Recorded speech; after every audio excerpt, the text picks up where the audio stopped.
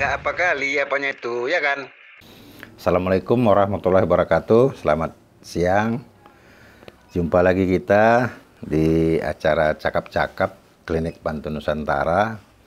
Kali ini saya sedang berada di rumah seorang seniman lukis, seniman sastrawan juga, komikus yang luar biasa pada zamannya. Beliau adalah Ari Dharma. Selamat siang Pak Ari Dharma. Assalamualaikum. Waalaikumsalam. Ya. Pak Ari Dharma ini dari mulai tahun, usianya sekarang berapa Pak? 83 tahun, dan dia sejak muda sudah melukis, menerbitkan buku-buku komik yang terkenal di Sumatera Utara bahkan di Indonesia, termasuk komik yang mungkin pemirsa yang seusia dengan saya mungkin ingat itu Klowor dan banyak lagi yang lain.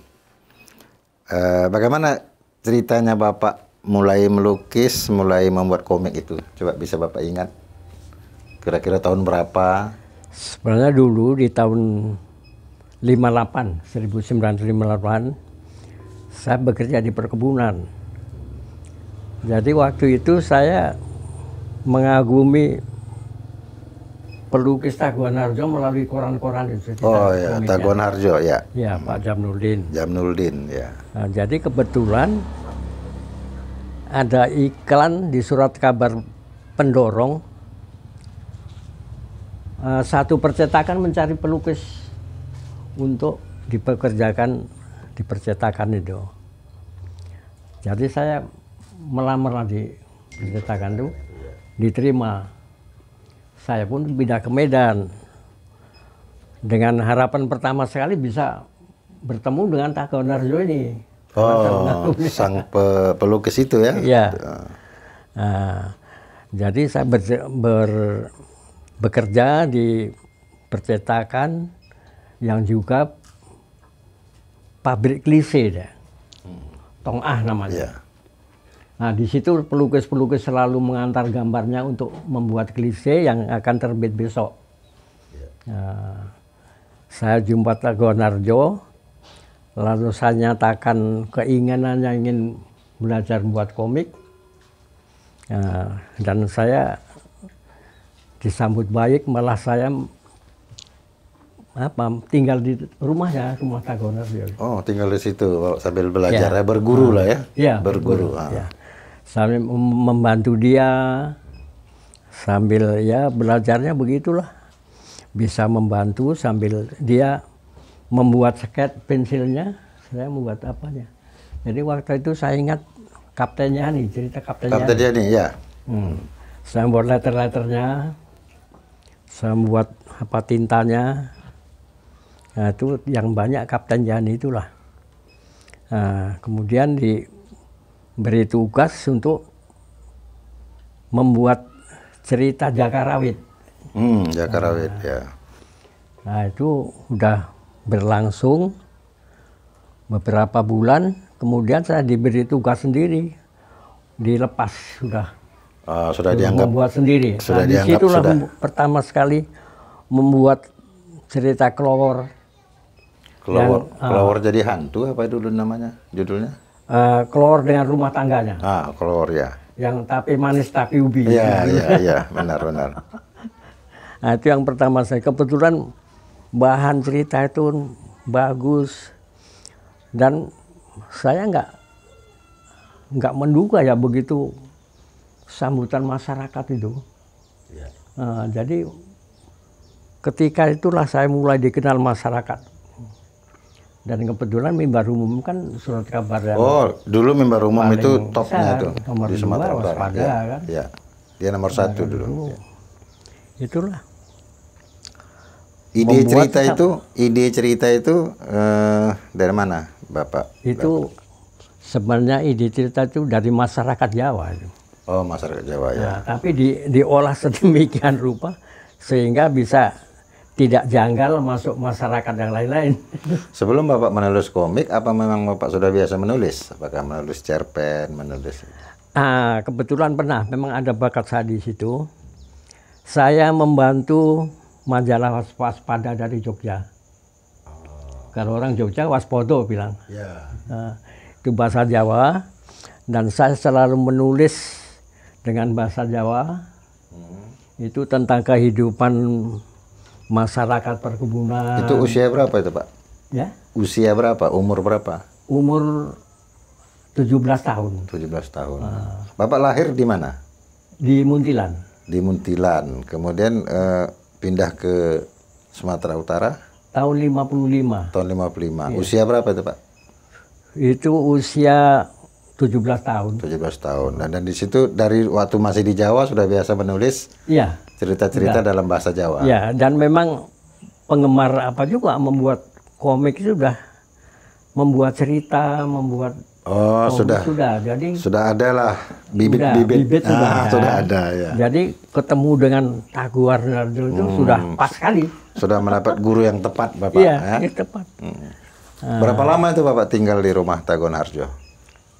Itu yang Kira-kira. tinggal mentapnya yang di rumahnya itu tidak lama, cuma 6 bulan. Tapi sesudah itu pun terus selalu ke rumahnya. Habis kerja dinas di percetakan, sorenya ke tempat taguan sampai malam. 6 bulan Bapak bilang nggak lama, saudara udah lama itu 6 bulan. Sudah dapat diploma itu. Ya, kemudian setelah itu Bapak menulis berbagai komik dan sampai tahun berapa kira-kira Bapak yang masa-masa jayanya dulu? Jadi dari komik Kelowor kemudian membuat cerita-cerita lain juga. Ada Mas Merah, Mas Merah, ya. Siti Payung, Ya, itu di majalah Waktu. ya. Kemudian itu semuanya diterbitkan jadi buku itu. Sesudah selesai di Surat Kabar kan. Kemudian cerita silat lagi. Bukan. Cerita silat juga ada kan? Ada, itu tahun 70-an. 70-an cerita Ketika silat. rame-rame cerita-cerita silat di Jakarta, ikut ada penerbit di Bandung namanya Agung, itu yang menampung komik-komik saya. Kalau itu nggak tahu jumlahnya berapa kalau komik itu. Ya, jadi Silat itu. pemirsa, di Surat Kabar Analisa hari Minggu tanggal 13 September tahun 2020 di ruang Cakrawala Ya. ada tertulis ini penantian sang legenda komik Medan. Ya. Jadi di sini ditulis oleh J. Anto dan di sini ada gambar Pak Ari Dharma dengan satu komiknya apa ini Perang Sunggal. Ya, Perang Sunggal. Laskar Perang Sunggal. Perang Sunggal. Dan ini satu komik sejarah. Dan ini sudah terbit, Pak. Di Surat Kabar Di Surat Kabar sudah terbit, Di tapi dalam Waspada. itu tahun berapa, Pak? tahun 2013. Oh, 2013. Nah, Oh, masih relatif baru ya. iya. Ya. Jadi kemudian yang terakhir atau belum terakhir ya. Artinya ada yang sudah karya yang sudah disiapkan oleh Pak Ari Dharma adalah komik Apa? sejarah. Guru Patibus. Somek sejarah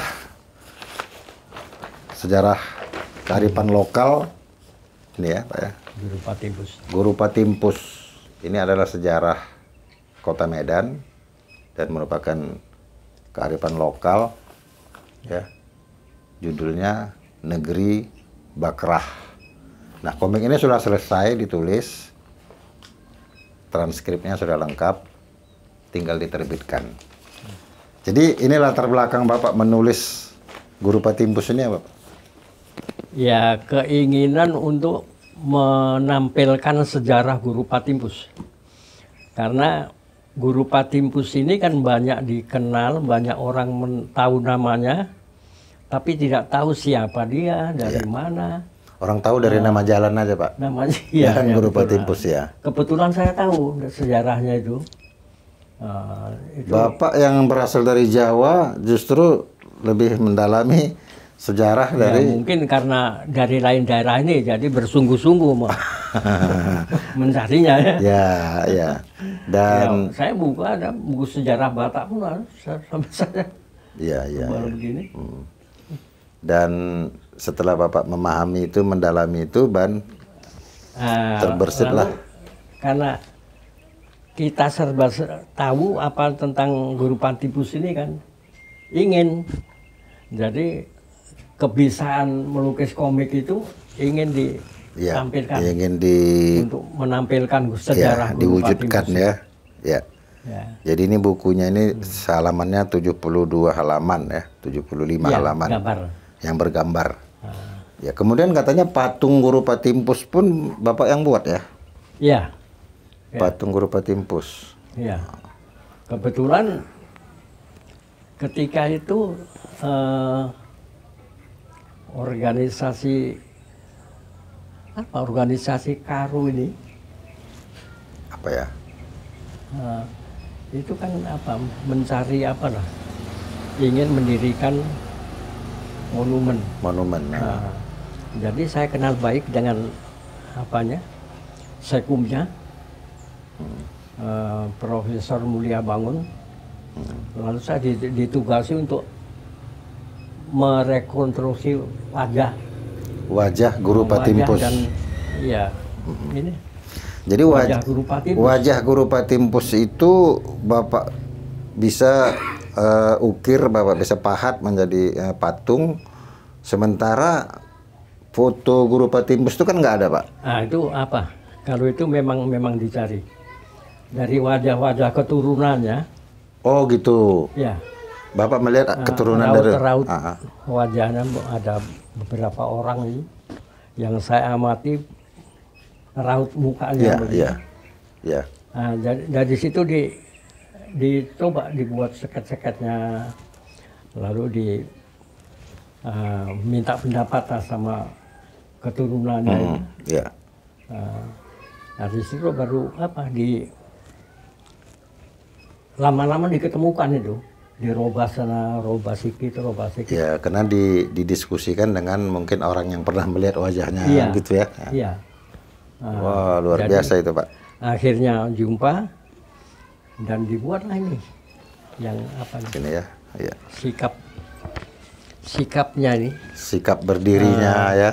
Lalu bagaimana kostumnya? Kostumnya. Kira-kira zaman itu Iya. pengembaraan dia mengembara dan dia membawa tongkat, membawa tongkat selempang itu, karung itu ya untuk bekal itu ya. Bekal itu. Orang merantau. Iya. Nah, karena dia banyak di hutan sebenarnya. Guru Patibus.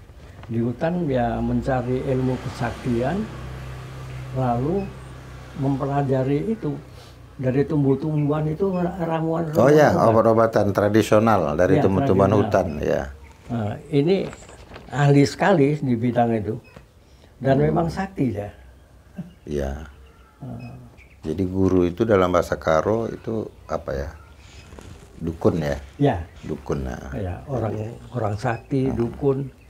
Nah, lalu di sana mengembara di tanah Karo. Dia berpindah-pindah asal diminta menyelesaikan satu perselisihan antar kampung misalnya.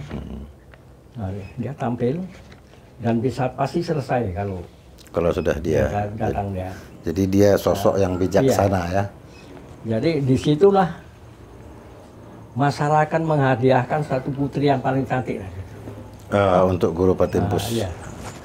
Maka di tanah Karo ini ada beberapa keturunannya, beberapa istrinya. Dan ini terangkum di sini, di dalam cerita ini. Ada. Ada, dan tentunya. Tapi ada yang cuma disebutkan saja. Tentunya dengan ditambah dengan imajinasi supaya menarik ya.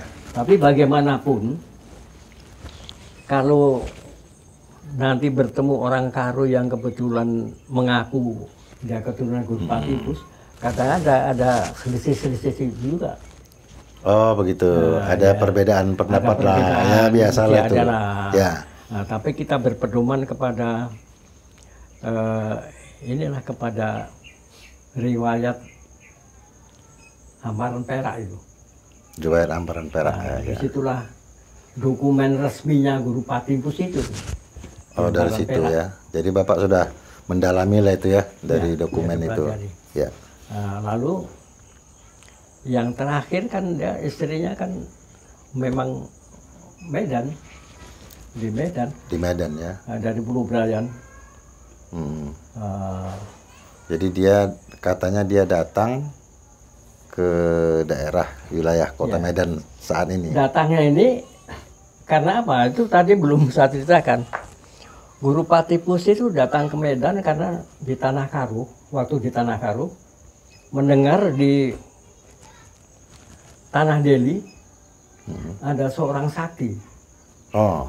Nah, itulah Datuk Kota Bangun, Oh. penyebar agama Islam. Itu di Kota Bangun.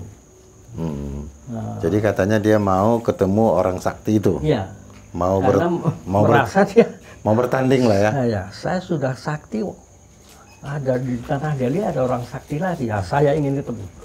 Bagaimana hasil pertarungan antara Guru Patimpus dengan Nah, itu apa tadi? Kota Datuk Datuk Kota Kota Bangun. Bangun. Nah, ada di sini, jangan Bapak ceritakan. Kan gitu. Nah, supaya nanti komiknya ini bisa menarik. Minum air kelapa itu. Dengan Ah, anjing minum air kelapa. itu. ya. Jadi